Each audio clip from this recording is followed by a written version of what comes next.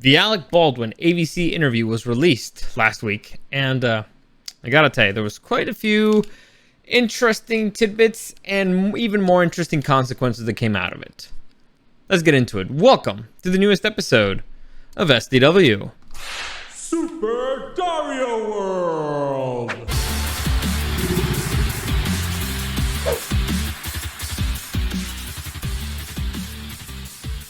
All right, I gotta tell you, it was kind of surreal watching the whole thing, the whole interview thing, because I watched it's like an hour approximately. It's very weird because the whole time I kept thinking something that was just preposterous and insane, and I knew that it was wrong, but I was like, is it though? And the whole time I was thinking, is it possible that this man does not have a lawyer? Because I gotta tell you, he's a dumbass for doing what he did. This interview it made no sense, and I'm like, dude, does he not have a lawyer? What? Did they not prep him for this? I don't understand what is happening here. And not just that interview, it's the things that he's been doing since that just, are just, it's mind-boggling. It's insane. I don't understand what he was thinking. But before I get into that, let me just give you a quick reminder that any comments, questions, or suggestions, you can find me at Super Dario World on YouTube and on Twitch.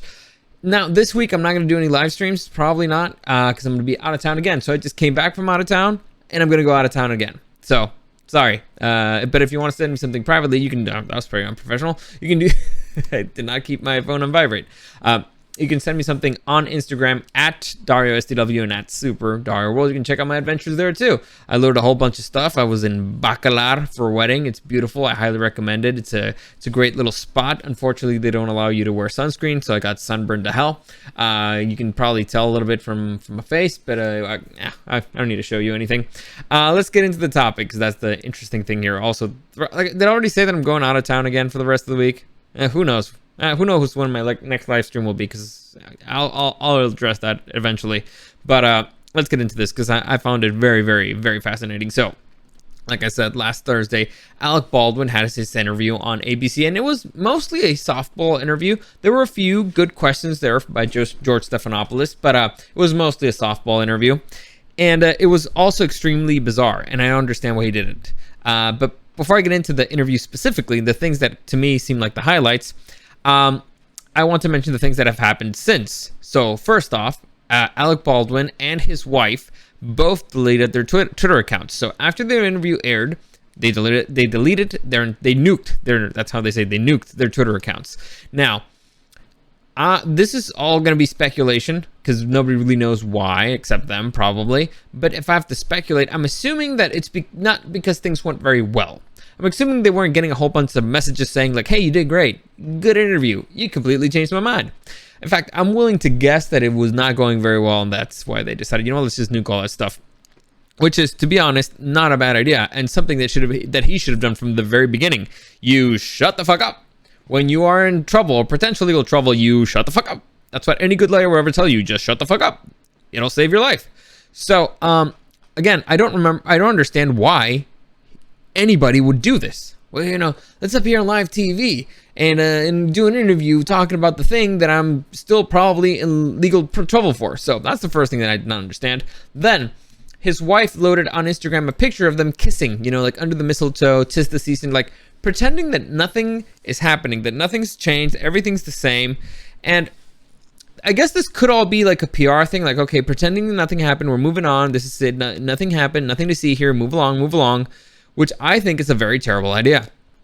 Extremely terrible idea, because it pisses people off. You just killed somebody. Let's just say even if it was an accident, all right? You just killed somebody. So pretending that things are back to normal, probably not a good idea. I would stay out of the limelight for a little while. I would pretend to be, not pretend. I would actually go to therapy and be like, hey, you know what? I just went through, like, cops, after they shoot somebody, they have to go to therapy for a while before they're back, out there. So, I would be in therapy. I'd be like, all right, okay, so I'm not going to pretend like things are normal, because they're not. So I'm just going to, do this, and I'll stay out of the limelight. But he's not doing that. Again, really weird stuff. If I'm a lawyer, I'd be very confused. I'd be very pissed. Or at least I wouldn't be giving him this advice. Then the next weird thing that he did is that he's announced that he will be appearing in a gala. So he's going to make his first public appearance since the shooting. And the public appearance is going to be, let me see if I have the title here correctly. On next Thursday, December 9th, so that's in 2 days from now, Baldwin will serve as the Master of Ceremonies for the 2021 Ripple of Hope Award events put together by the Robert F. Kennedy Human Rights Organization in New York. So it's a charity event, and he's the Master of Ceremonies. What the fuck are you doing, guy? I mean, it's one thing to have a softball interview with George Stephanopoulos, which, okay, you can kind of control, I guess, because you're giving him the exclusive or whatever. But if you're doing a public event, they're going to ask you whatever, and it's not going to be friendly. So, again, if I'm your lawyer, I'm like, just don't do this. You don't have to. Just stop. Again, this is a very easy out for somebody. Super easy out. Just be like, hey, I just went through something traumatic. My family's going through something traumatic. I'm stepping away. My lawyers recommended me to shut the fuck up, so I'm shutting the fuck up, and I'm taking time to spend with my family and going to therapy to deal with the whole situation. Thank you for respecting my privacy. That's a super easy thing to do. And everybody will be like, that kind of makes sense. But this dude's kind of not doing it. And he's almost searching for the spotlight. It's very weird. And like I said, there's consequences for this. And the consequence is that you're going to piss people off. And how are you going to piss people off? You're going to piss off the wrong people. And this is, now we go into what it kind of has to do with the interview. So in the beginning of the interview, George Stephanopoulos actually asks him, like, hey, so why are you doing this? Because this is kind of weird, you know? Like, I'm not expecting to get an interview with you. And, I mean, he didn't say that specifically, but Alec was like, no, I kind of want to, I'm sorry, I'm adjusting my seat here.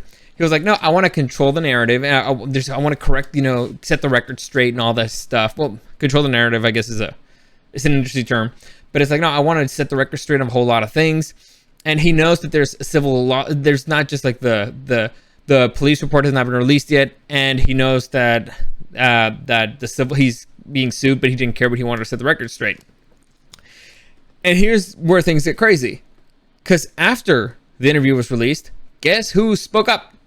Guess who opened up their big yapper to make a statement? It was the attorney for Serge Svetnoy. Now, Serge Svetnoy, for those of you who don't know, is suing Alec Baldwin. He's the gaffer. He's one of the gaffers who said, and he's the first person who said the scene that they were getting ready to shoot did not require Alec to pull the trigger on the gun or to pull the hammer back for that matter. He's one of the people suing him. He was the first person to say the scene did not call for him to pull the trigger. Now, for those of you who don't know what a gaffer is, that gaffer is the head electrician of movies. And basically, they're in charge of the lights. They handle the lights.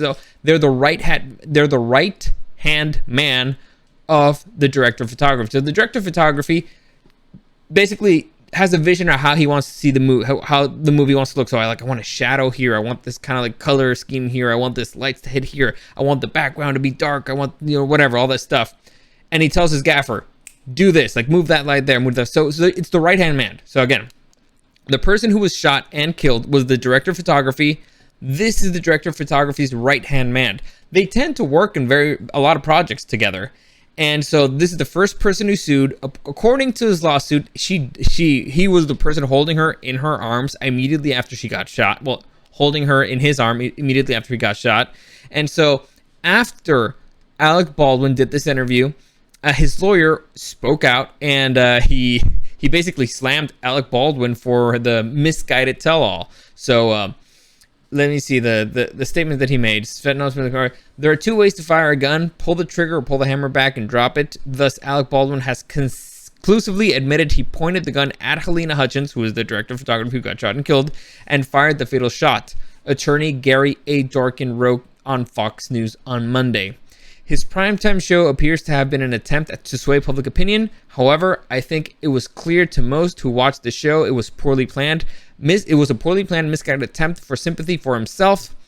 He denied guilt and responsibility and acknowledged and knowledge of the many safety problems on the set. Even though he was responsible for safety as the producer, he acted as if he were best friends with Helena Hutchins, yet he only knew her for 9 days. When I take Mr. Baldwin's deposition in the civil case, I will play his interview on the record and cross-examine him on his statements, line by line, under oath. He did not help his civil case, and there remains the possibility of criminal charges. Mr. Baldwin should not have spoken publicly on national television. That, my friends, is a good lawyer. You know why? Because he basically said he should have shut the fuck up. Now, here's where I say that it's an interesting thing. If I have to guess, I'm assuming that, well, no, this usually happens in civil court. If you're suing somebody who's a big name or whatever, they usually settle out of court, and they don't really, go into actually being, under oath or whatever. So it's really weird that the lawyer here is signaling what he's planning to do. Like, maybe it's like a threat. It's like, oh yeah, I'm gonna play that interview for you, and under oath you're gonna have to say what happened or not.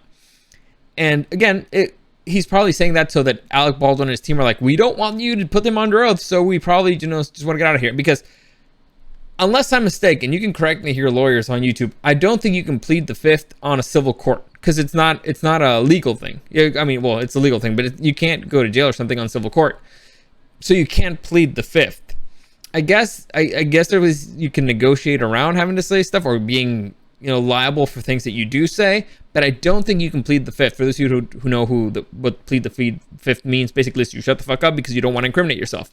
This is civil. In civil court, you can't go to jail because of civil court, so I don't think you can plead the fifth. I'm sorry, I can't speak whatsoever. I don't know what's happening to me today. Anyway, so it's maybe he's like signaling for the team, the Baldwin team to be like, yeah, we should settle with this dude immediately. But there's also another interesting tidbit here. Serge, the gaffer, Serge Svetnoy, I think that's his name, was Helena's friend, was again the victim. And on national television, the dude just insulted him. All right. And here's the thing that he insulted him by. He basically called him classless because he submitted. All right. So a lot of things that happened. So basically, Alec Baldwin said, yeah, Serge, the gaffer, and the assistant and the script supervisor both have a right to sue or whatever. Yeah, definitely sue everybody, sue the production company, sue everything. I understand you should do it, but they should have waited until the widower, is that how you? Yeah, the husband, the widower, yeah, submits his lawsuit first on behalf of Helena's child. So they should have waited. So in a way, he was implying that, yeah, you should have done it, but you're classless assholes for doing it. And so if I'm Serge, I'm sitting here, I'm like, dude, you fucking killed my friend, my coworker. You could have shot me because I was standing right next to her, and it was in a scene that wasn't necessary. Go fuck yourself. You think I'm gonna plead out here? You think I'm just gonna, well, not plead out. You think I'm just gonna settle with you out of court? No, motherfucker. I want you on the stand explaining the shit that you just said on TV, because you just made me look like an asshole. You just made me look like a heartless dick against the son of my friend. So again, you don't want to piss people off that way. And especially any situation, you don't really want to piss people off, especially, when they kind of got you by the balls legally. So that's one unexpected consequence that happened. The second, immediately almost after the interview went on the air, the Santa Fe district attorney made a statement, and the statement basically says that they have not ruled out the option of criminal charges against anybody. So, and I'll just read it here. This is from Deadline. In a pretty direct response to the actor producer's numerous and highly emotional assertions last night on ABC to George Stephanopoulos, First Judicial District Attorney Mary Karkman Artois, I guess, said Friday that certain individuals may be criminally culpable for her actions and or inactions on the set of Rust. That is very important. And or inactions, okay? Meaning things that you did not do to prevent this situation. Now, the people who could have done stuff to prevent the situation tend to be the producers, because they're in charge of hiring the people who are in charge of the safety. Follow my drift? Anyway, nothing that she plans to, she also noted that she plans to, quote, exercise my prosecutorial discretion to its fullest, including filing charges that are supported by probable cause. Carmack Antois also said today that her office is exploring various theories at the time. So again, this is one of those situations where you are not in the clear and you are pissing people off by saying a version of things that may or may not be true. Like, the cops could have been like, oh yeah, everything he said was correct. Or the cops could have been like, that motherfucker's lying. What else is he hiding? Let's look at him. Let's dig deeper. Let's make sure. I think it's really weird they haven't really like charged them with anything. I find it really strange. But the DA said from the beginning, this is a high profile case. We're going to take things slowly. We're in no rush. We want to gather all our evidence. And I think that they're just building a trap there. They're trying to make it as solid as possible, and they're going to get him for it. Or they're going to get some other, I don't know, high-ranking exec. I don't know, whatever it is. But they're going after somebody big, and they know it.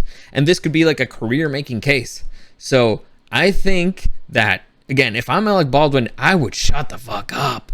This is not the good way to get support. This is not a way to get support in any way. So, again, we can get into the interview in a minute, but let's just finish with their statements here. Everyone involved in the handling and use of firearms on set had a duty to behave in a manner such that the safety of others was protected, and it appears that certain actions and inactions contributed to this outcome. Carmex Actualis pointedly exclaimed today, sending a not-so-subtle warning to Baldwin and other members of the crew of Rust who are speaking publicly, either directly or through their lawyers. Again, I don't understand this. I don't understand why he's speaking publicly. I don't understand why his wife is posting things on social media that pretending like everything's normal, we're happy family. I don't understand why he's appearing as the master of ceremony at an event in New York City. I don't get it. This is beyond, maybe it's delusional. Maybe it's they care more about their PR team. Maybe they care more about their brand. Maybe he's like, well, this might be, maybe it's like, you know what?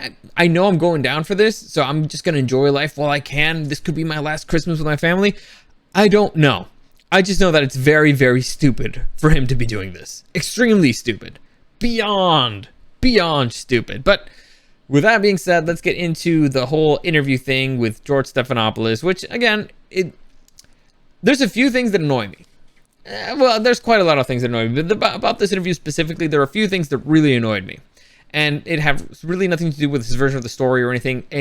I don't tend to trust people when they repeat or when they echo a statement. I find it really weird. And I know that they're trying to manipulate me. It's somebody who's, somebody has experience with, speaking socially or whatever. They know that or selling stuff. When they're trying to manipulate you, and they know when they're trying to sell you something. So, for example, what I mean by echoing something, it's you repeat a part of a statement just to make it, have a little bit more bigger impact, So let's say this was a very tragic day in the history of our country.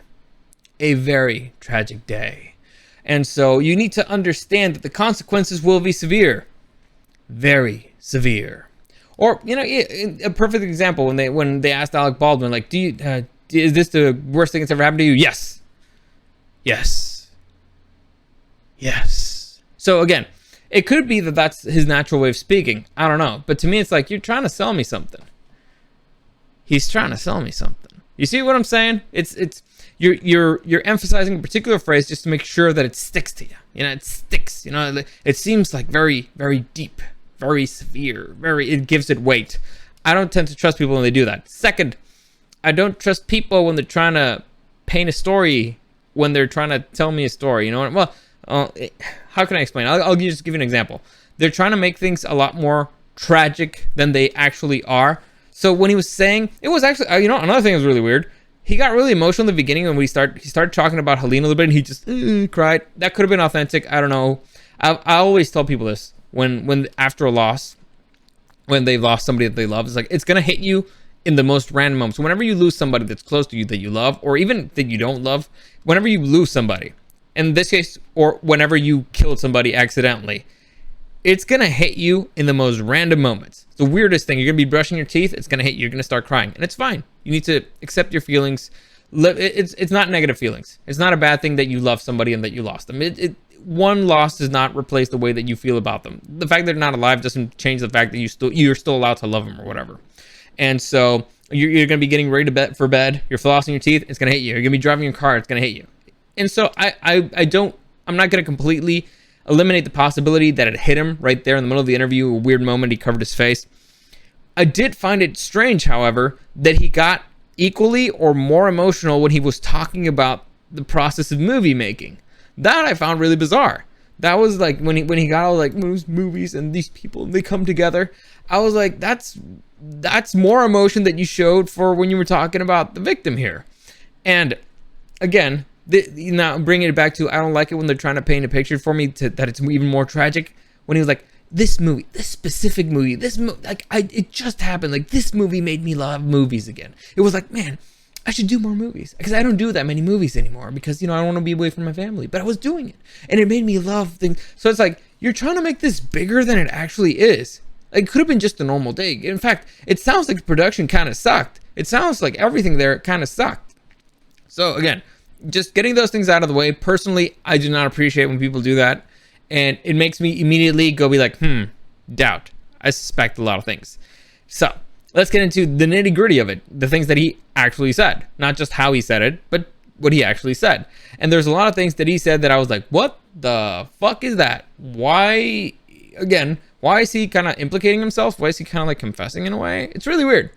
And actually, I guess one thing that really annoyed me here, the thing that annoyed me the most is the fact that he took responsibility for nothing.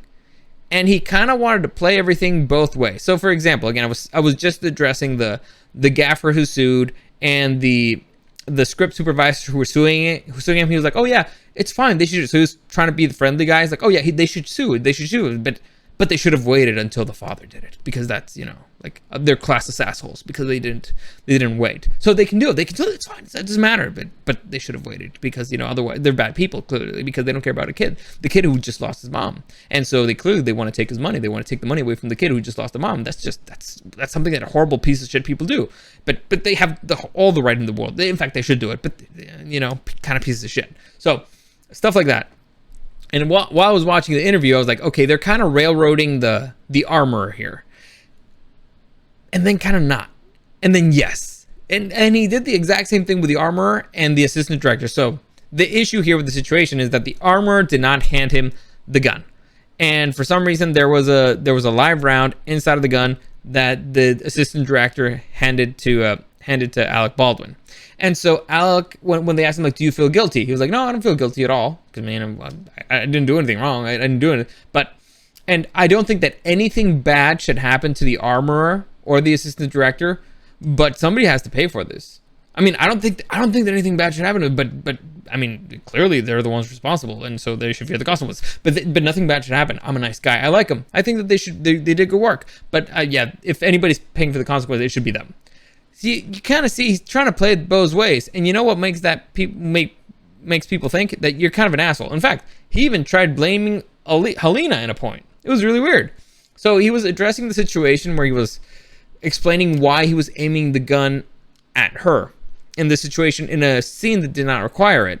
And I'll get deeper into this in a minute, but he was basically saying, like, well, she told me to point it at her. I was just like, here, and she was like, no, here, now pull the trigger. Oh, it almost sounded like, well, it's like she asked if she wanted, I don't know if she wanted to kill herself. I don't know. She kept asking.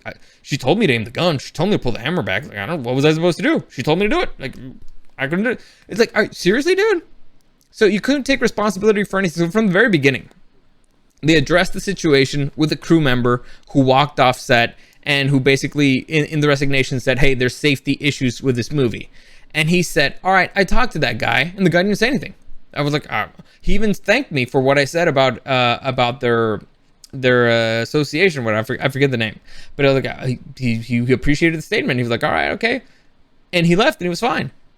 And so I was like, dude, all right, I'm supposed to believe here that the guy who walked off his job talked to you, a producer, the star of the movie, and you said, yeah, I'll take care of you. And here's the thing that annoys me. You can't prove what he said wasn't true, I guess. Because Alex said, no, in that situation, what I usually do, the only thing that he said to me, he complained about, their living conditions. They complained about where they were staying. And in that situation, what I usually do, and what I was going to do is I was going to take less money and I was going to get them better accommodations and, problem solved. Then why didn't you? Why did they quit? I mean, you could have just done it, but they quit. And he didn't say anything about safety. I mean, he did say something about safety. He put it on paper. He put it on writing and sent it to you. Now, it's possible that he wasn't the producer who was in charge of that, but again, things that are incriminating. Alec Baldwin specifically explains the difference between, there's two types of producers. The producers who get the money and the producers who spend the money. Now, what does spending the money mean? Basically, you buy stuff, you hire people, all that stuff. And Alec Baldwin said specifically, it's just very clever. He doesn't specify, well, I was just I just collected money. He kind of said that he was the spending money guy without actually saying it. And he said, oh, well, I was just in charge of casting and stuff like that. Meaning, I mean, casting costs money, guy. You gotta pay people. You gotta pay people. You need a casting director who has a salary. There's probably assistants. You have to make phone calls. You have to deal with agents. Casting is actually, it's a spending money job for a producer. So you are a hands-on producer. It's something. And so you are not the getting money producer. You are a spending money producer, which means that you have responsibilities. But he didn't say it. He specifically avoided saying it, which is really annoying. He could have just been like, oh yeah, I'm in charge of this stuff. Like, oh, I did other things. And again, he very specifically says, in an independent movie, people wear many hats. Like he was saying that the armorer was also helping in the prop department. And so people wear many hats. Producers, I'm assuming, wear many hats. Now, in this case, he probably was in charge of casting and what? Acting? He was the lead in the role. That was it? I doubt it. Listen, unless he's surrounded by horrible people, like he's just the worst team ever, which honestly, it sounds like this production was kind of filled with a bunch of dumbasses. Like the worst possible production team, and they didn't tell you there were safety issues on set. That still kind of doesn't really relieve you of anything.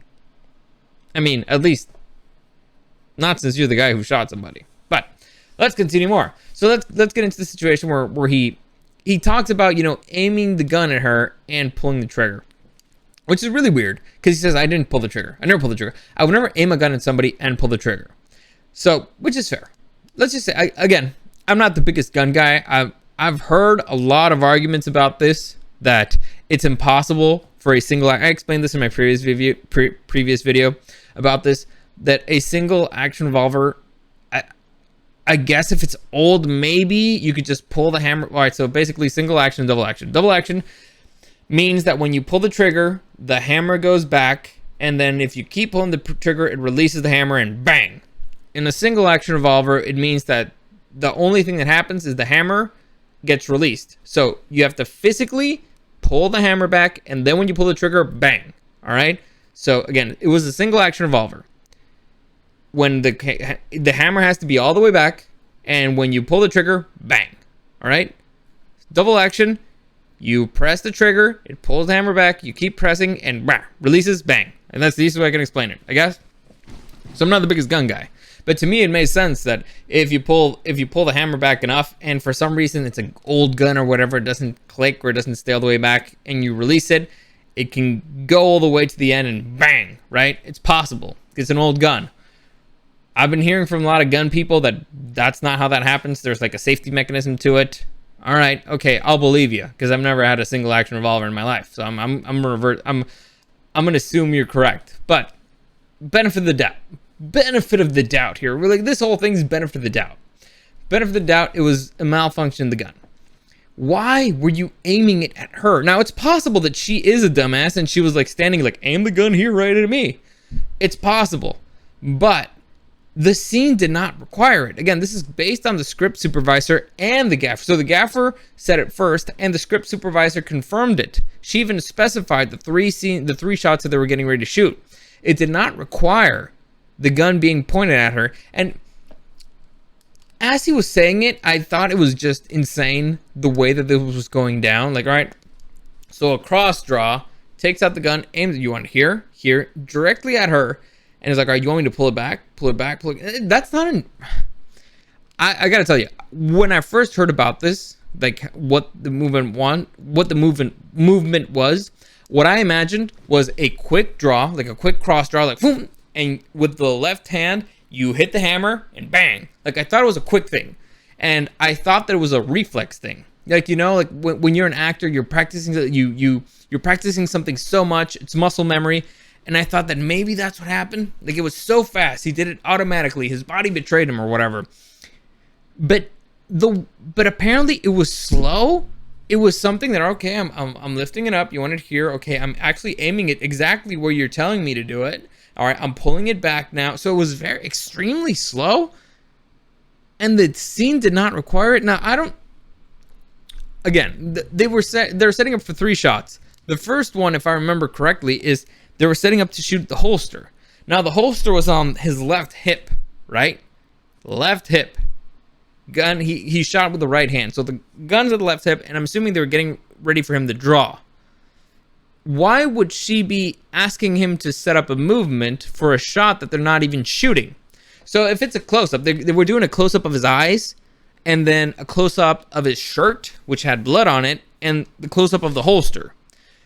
None of those require for him to point the gun at her. Why were they practicing this? You don't set up things for a shot that you're not going to need. All right? You just don't do it. You need to set up the lighting for here. All right? You maybe like need a shadow right here or something or whatever. If you're going the eyes, if you're going for the hip, you're going for the shirt. Like even the assistant, even the script supervisor said at that moment, she was checking her phone to make sure that the shirt was matched the previous shot, to make sure, again, apparently the character was bleeding at that point, so they wanted to make sure that the blood was correct. None of that required him to be aiming the gun at her. What were they practicing? It makes no fucking sense. At least not to me. And so this is stuff that's going to come out at court, because it's going to be one person's word against the other, I guess. And unless they were recording, I think they were recording. They have to be recording something, right? But anyway, it's going to be at least Serge's word. Serge smartly, again, the gaffer, is shutting the fuck up. He's like, all right, I'll just save it for court.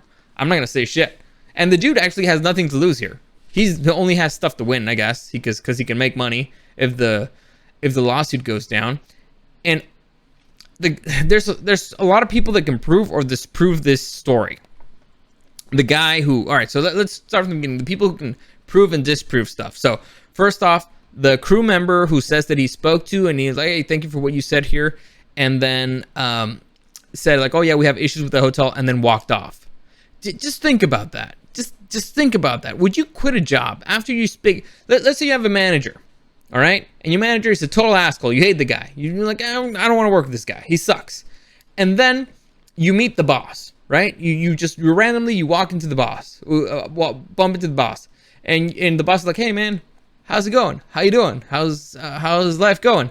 And he's like, hey, good, Alec. Hey, you know what? Thank you for this stuff that you said, about my group or whatever. I really appreciate it. Also, we're having issues on the set. Now, we had gun issues on the set, but I'm not going to say that to you specifically because, I don't know, maybe I'm a dumbass, but there's safety issues, but I'm not going to tell you that. The main thing I'm going to tell you is that the crew's not happy. The crew's not happy because our hotel sucks. Can you do anything about that? And Alex and the big boss is like, I got you, guy. And then he walks away, and then you quit.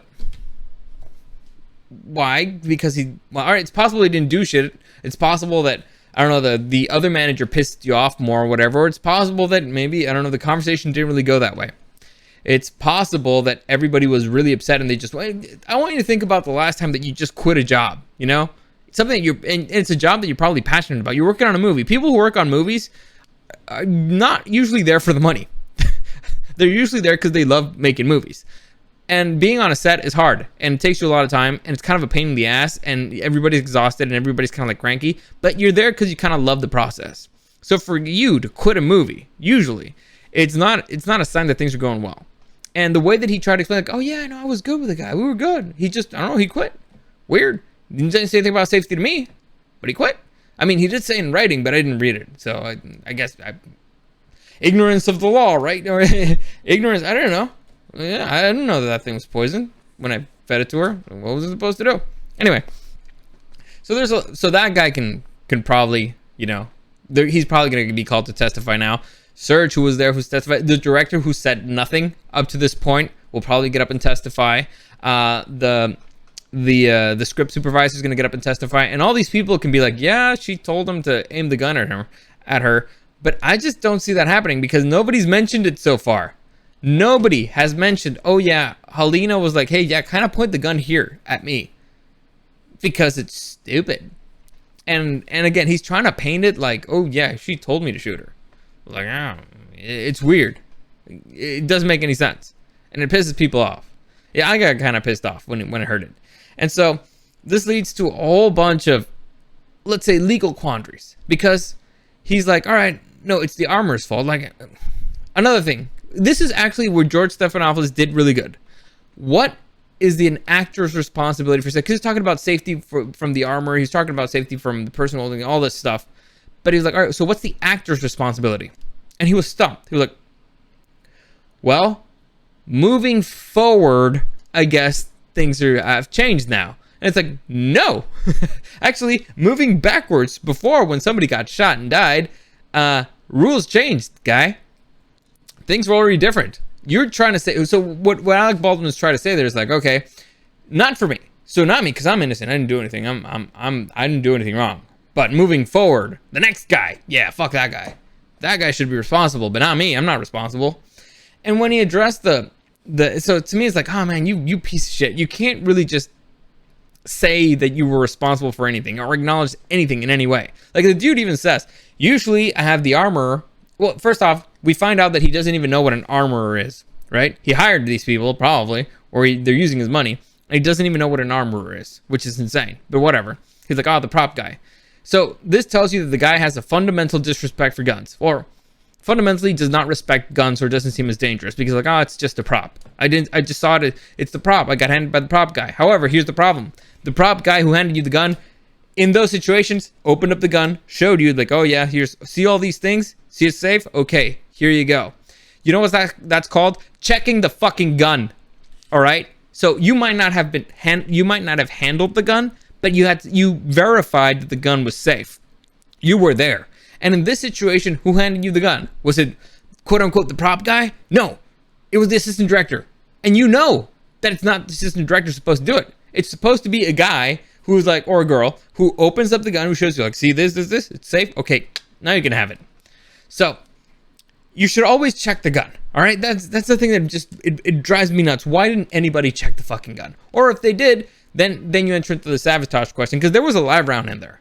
There was a live round. So either everybody's a dumbass, or in this chain of events, everybody's a dumbass, or it was sabotage.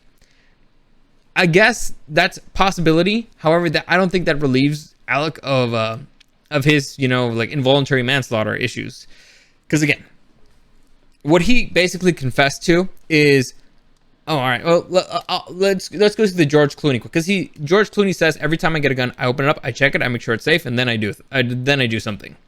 That's very important, because George Clooney has a fundamental respect for guns. He understands how guns work. He understands that they can be unsafe. They can be very safe, very useful tools if used properly. He respects them. Alec doesn't, because he said, and the answer just drove me nuts. The answer was like, well, good for him. Good for him. Yeah. Now, if that's what he's been doing, but I was trained differently. So, okay. Here's one of those things where it's like, you can do unsafe things for a very long time and get away with it, but the one time that you don't get away with it, you're fucked. And let's say a perfect example here. You can have a few drinks and drive, and nothing wrong happens. Everything's fine. You make the home okay, no issues. All right, you have a few beers, you have like a 6-pack with your friends, and then you drive home, nothing. You didn't run any red lights, you didn't, scratch up your car, nothing happened, you made it home, perfect, no issue. That doesn't mean that one time you're driving, again, you had a 6-pack, somebody falls into the road right in front of you, or a bike, crosses, whatever, a freak accident, you run them over. You're still going to go to jail for involuntary manslaughter, and you're probably going to get a DUI. Why? Because you were doing it, just because you did it so many times and you did not get in trouble does not mean that it was wrong to do it. So Alec, you saying, oh yeah, well that's how I was trained, doesn't mean that you were trained correctly.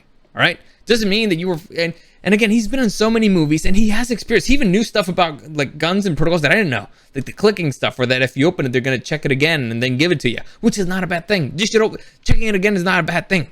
All right, so it's oh yeah, that was kind of weird. It's like, well, if I open it up, then they're gonna check it again. It's like, okay, so you verified that it's okay, and then they verify it again, and so it's double checked. I don't see how this is a bad thing. You're manipulating a device that could kill somebody, but whatever. So to me, this is the equivalent of drunk driving, right? You can drive drunk a whole lot of times, and there could be no issues. By the way, you should never drunk drive. You can do it a whole bunch of times, no issue, you got away with it. But one time you run somebody, or one time you hit another car, one time you get stopped by the cops, and you're fucked. This is that one time. This is the one time, and it ended up with a woman dying. So you were reckless, beyond reckless, your entire career. It just so happened that this particular production that you were a producer on, where you probably hired a bunch of people on, that you were in charge of safety, because again, the producers are the mom and dad here. All right, you're responsible. All right, and you neglected your responsibilities. Also, you neglected to check safety pro. You neglected a whole bunch of stuff. I think he's fucked, and he confessed a whole bunch of stuff where I'm like, man, he probably shouldn't confess to that. I mean, a part of me is like, that's a good thing that he confessed to that, because now we know. But it's also like, like, I guess the part lawyer in me is like, oh, he shouldn't have done that. He shouldn't have done. By the way, I'm not a lawyer, but I come from a family of lawyers, and I'm like, he shouldn't have done that. That's not a good thing. This is a bad situation for him. But all right, whatever. Fuck him. He killed somebody. So again, I think I'm like, every time I'm more and more sure that this is going to go into involuntary manslaughter. There's rumors out there about a lot of things, like, oh yeah, then affairs. Okay. I got no evidence for it. When they start showing all that stuff, I'll believe more. But as of right now, things, I think, do not look good for Alec Baldwin. And the dude just keeps, stepping on landmines, and I don't understand why. But you know what? All right. I mean, it's your life. If that's how you want to go down, you want to go down. It's kind of stupid to me, but whatever. So that's it. I'm going to leave it on that. As always, like I said, in comments, questions, suggestions, you can find me at Super Dario World or on YouTube and on Twitch. But I'm not going to be doing live streams this week because I'm out of town. I'm getting out of here. Getting more suntanned. Yes. Hopefully not, because honestly, no. I'm really burned all over. But on Instagram, you can follow me at DariusDW and at Super Dario World. As always, thanks for joining me, and I'll see you again next time.